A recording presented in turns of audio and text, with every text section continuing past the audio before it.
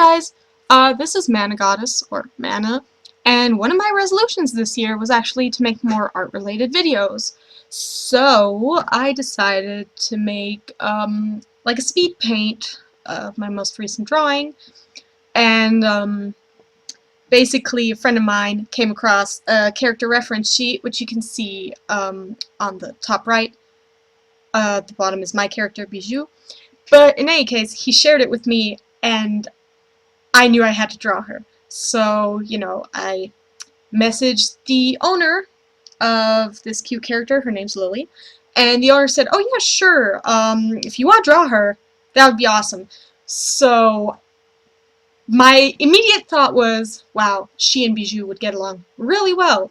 So, I decided that I would try and draw them together. Bijou's pretty shy and gentle and kind, but I think she'd get along really well with a character like that.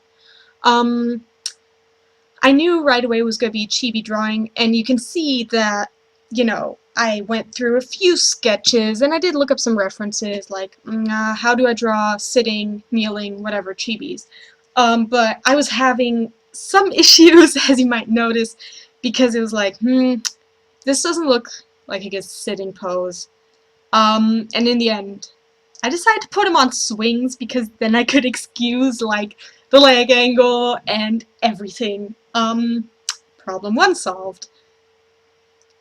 The sketch took me forever. This is super speeded up, the whole video. Just, like, as a reminder, this took me a total of about, I think 3 hours. So I just recorded, I recorded the whole process of me creating this with, I think it's called Bijou, let me check. Yeah, it's called Bijou Video Capture Software. And I had that running. And I was, totally engrossed in drawing, so I wasn't paying much attention, and when I was done, it's like, oh, that was 3 hours. That's why everything hurts. By the way, reminder, if you draw a lot, stretch, which I should do after this. So, in the sketching process, you can see I cheated, quote-unquote, a little in that, to get the whole swing thing right, I basically copied the sketch I had of Bijou, pasted it, flipped it, but then, just dimmed it and sketched out, Lily over top of it. But again, you're gonna notice I changed the sketch a lot of times, which is totally okay. Sometimes it takes a few attempts, until you feel happy with what you have on the paper, canvas, whatever. And it's totally okay to copy and paste elements of your drawings or whatever, because it's not cheating. There is no cheating in art. Like, you do whatever you need to do to get the picture done, and that's totally okay. I know there's people who are like, oh, you can't copy paste one eye to make the second eye. That's not okay. Listen, it saves me time. It gives me the symmetry I need. Let me do it. It's fine. Just as a reminder. It's also probably obvious that I have never done, like, a narration of any of my painting videos before, so I think the most I've done was had like 2 streams where I talked, so I'm sorry if I'm a little awkward. But I'm hoping to make more of these videos in the course of the year. Right, so now you can see this is pretty much a finalized sketch. You can totally still see some issues with it, super thin arms, weird. But so much of that is going to, you can always fix things at any point. You can fix things while you're sketching, or you can fix them when you're line arting. It's totally okay. And of course, as an artist, you're going to notice what you think you did wrong way more than anyone else who looks at the picture. I see, even with a finished picture, I'll often see so many things where I think, I could have done that better. But I'm pretty sure that most of you guys, as my watchers, are just gonna be like, oh hey, I like this, or maybe I don't like this, totally fine. But you're probably not gonna, in general, other people who look at your art are probably not gonna notice all those little details you were stressing about. So, note to self, note to you guys, there's no need to, super stress about stuff. I decided to give them speech bubbles here. I do not know if you can read my writing, but in the finished picture you should see it. And I also basically decide what kind of background I wanted. One thing I always do is once my sketch is finished, because I sketch on a super tiny canvas, I'll save it as a PSD, and I will scale it up in GIMP, because GIMP is way better at scaling images for me. That I don't think Sai can do it. So I do it with GIMP. It's an extra step, but it's definitely worth it because it can keep it keeps the dimensions when it scales the image. It doesn't weirdly distort anything.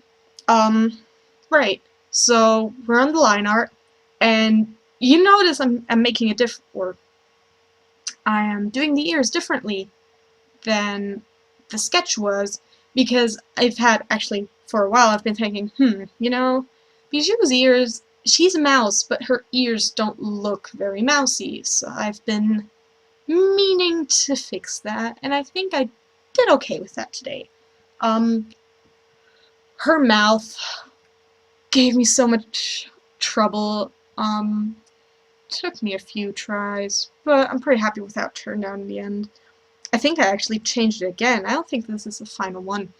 I also had a phase where, which most of you might have had before, none of the songs that were coming on were right, so there's a lot of me going into iTunes and switching around.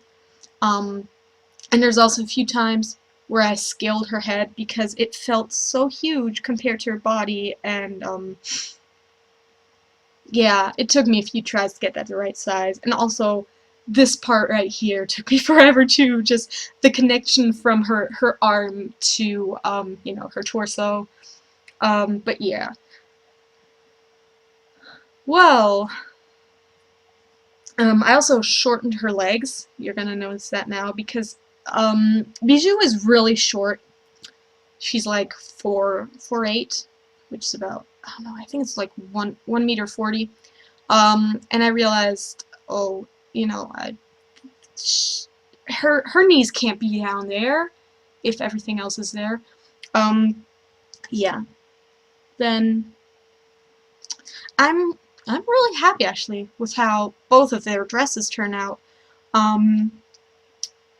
It's always a little difficult if you have like a sitting pose and you have to adapt the clothing, especially if it's like skirts or dresses, to properly reflect that, especially in the line art stage, because once you get to coloring and shading, you can imply a lot of depth, but for me at least, I need to have like a certain degree of that in my lines, so I know where to put the shadows to begin with. Sometimes I actually do, delete line art then, or, erase it in certain parts and just let the shading give me the folds.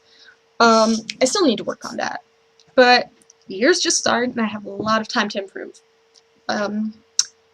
Oh yeah, the hands gave me a little difficulty too. I actually sketched them out a few times and had to work on getting them to fit right. I am not super pleased with the hands, neither Bijou's hands nor Lily's paws, technically. But this was, usually I do not finish a picture in one session like that. Usually I do I'll do the sketch and I'll send it to a friend of mine, the friend who came across that reference image thingy, the reference sheet, that's the word, and, ask oh, do you see anything that needs to be fixed? Which I personally think it's really good to if you can, if you have someone who's willing to do it and someone who can help you out with that. It's always super good, in my opinion, if you have someone who you can send the sketch and just be like, hey, you know, before I get to lining or coloring or whatever, do you see anything that needs to be fixed? Because personally, I think I used to take, or I used to ask a lot for critique on DeviantArt, and I noticed I was having trouble with it, because I'm a pretty emotional person, and even though they were friendly comments, they were polite comments, and they were people meaning well. It was not like super rude comments or anything, not even that.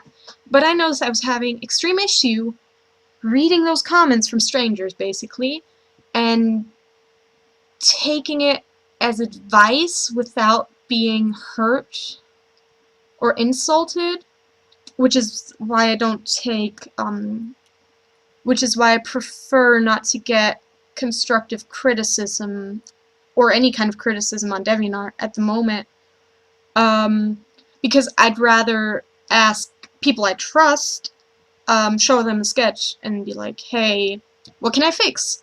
Do you see anything that needs to be fixed? Do you have advice? Can you give me red lines? And that for me is super helpful. But with this picture, I just, like I said, this was one session. But usually I do the sketch, I have a friend look over it, I'll do the line art. I don't know if you heard that, that was me getting an email. I do the line art, and sketch and line art I usually do at any times of the day, since it's you know, you don't need to worry about what the colors look like. But usually, I actually only color and shade pictures during the day when I have, you know, natural light, daylight. It's actually, oh god, as I am talking to you guys, it's like 10:30 in the evening. I started this picture around, I don't know, 6:30, and I was done at about 9:30. So basically did the whole thing during the evening, which I usually don't do because, again, color perception and stuff. But due to the fact that I have a flat image, flat color reference for Bijou, and the ref sheet for Lily had flat colors too. So I could just, you know, color pick, lay down the flats, and shading, you'll see that later, but basically I color pick the flat color, and I move around the color wheel a little, find something a little darker, find something a little lighter. Like, for example, if the flat color is, say, orange, for the darker shade I'll move further towards the red and a little darker, and for the highlights I'll move to more yellowish and a little lighter. But that's, if I have flats, I can usually shade even if I don't have daylight. I just prefer it.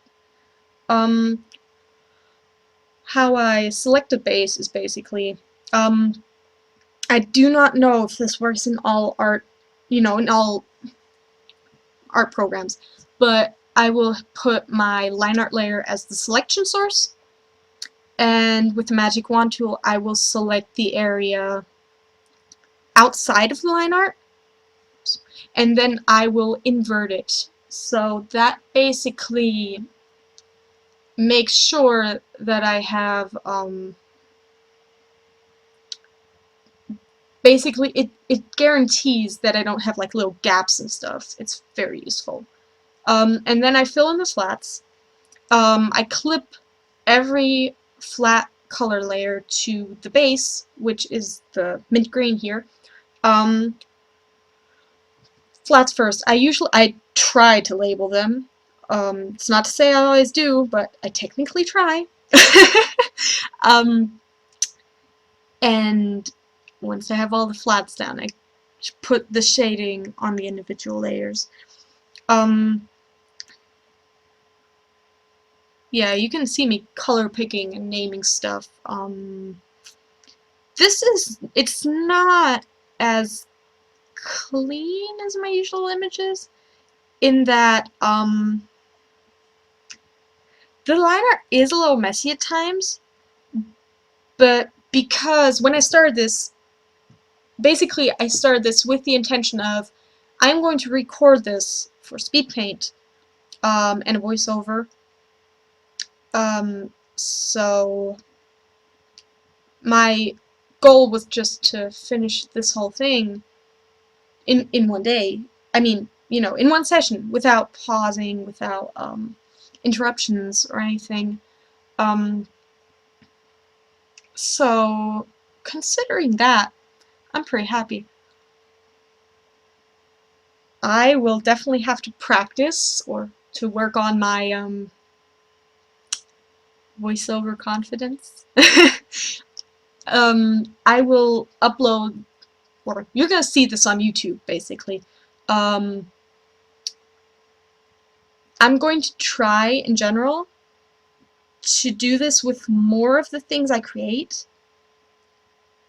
even if sometimes it might just be a sketch, or it might just be the sketch and line art, or just line art. I can't say for sure if I can regularly just do speed paints of entire images, because again, this was 3 hours and at the moment I'm on break, but when I have college, I'm not sure if I can find that much time at a piece, but for now I think it's pretty good. Yeah,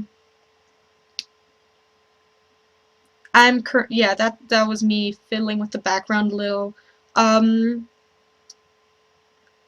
think I said that on my 2016 thoughts journal, that one of my intentions for the new year was, you know, more background practice and stuff, because for my resolutions for 2016 also included, you know, art-related things. More poses, more perspectives, more backgrounds, more new stuff in general, which I think I also mentioned that there. I do think that 2016 was very much a year of improvement, even though I did not create as much as I had originally planned. But the things that I did do were often me trying something new, even if it's just in one area, even if it's just like, I'm going to color as I always do and do this as I always do, but I'm going to try a new kind of pose, like a sitting pose, which God, I have barely done any sitting poses. Things like that. And one of the biggest things for me that I would love to get better at is drawing backgrounds. So I'm trying to add some kind of background to each one of my pieces. It also saves me, to be fair, part of it's also laziness, though in the end it's probably, drawing a background probably requires more effort than, basically, I can't export images with transparent backgrounds with Sai, so I have to do that really complicatedly, save it a specific way, then do it on Gym, blah blah blah. So doing backgrounds saves me that. I mean, I still have to, you know, put in the time actually doing backgrounds, but hey, I guess. Oh yeah. So I realized that the way I'd drawn the swings basically made them look like they were super flat boards. And I realized that I could not leave it like that, so I added some depth and everything, and, you know, made them look more like actual swings. And this is where I start shading. You can see, basically, me shading here as always. Lots of little strands and lines. Usually I do two dark shades, two darker shades and two lighter shades. I only did one this time. And for Bijou, it's honestly especially hard because her hair is like off-white, if not pure white sometimes. I'm trying to go away from using pure white and pure black as flats because it greatly limits, like if you have pure 100% white as your flat color, you can't put highlights. And same thing, if you have pure black as a flat color, you can't set shadows. So I'm trying to avoid those things. Right. This is me shading. Basically, I fill in the areas this is, I'll be honest with you, me shading is completely intuitive. I've been drawing for 9.5 years, so again, it's just something I feel like you learn over time and with practice. I didn't even have shading in like, for 2 years or something, I didn't shade anything. Shading is still hard for me, but again, it's a lot of intuition. I'll put down where I think shadows will go, and I put down where I think the light hits, and I will blend it together with the blur tool. I will put it on the same layer as the flat color is. So I have a layer in this picture for the hair for both of them. No bad example. I have a layer for the flat colors for the inner ears for both of them. I will select the color on both of the color, so I have it twice, and one I'll set lighter, one I'll set darker, and on that layer I will shade intuitively, shading, highlighting, and then blur it all. You can kind of see it here too. It is so much intuition. And what I mentioned earlier with shading, showing depth, you can kind of see it with Bijou when she's sitting. I wanted to have, it showed that her dress kind of bunches up between her legs. And you can kind of see just I cannot talk today. You can kind of see the shape of her leg, both with the fold and the shading, and I tried to do the same with Lily. On her reference sheet, it also said that she was chubby, which I need to draw more chubby characters. It is my goal to draw more chubby characters. As someone who's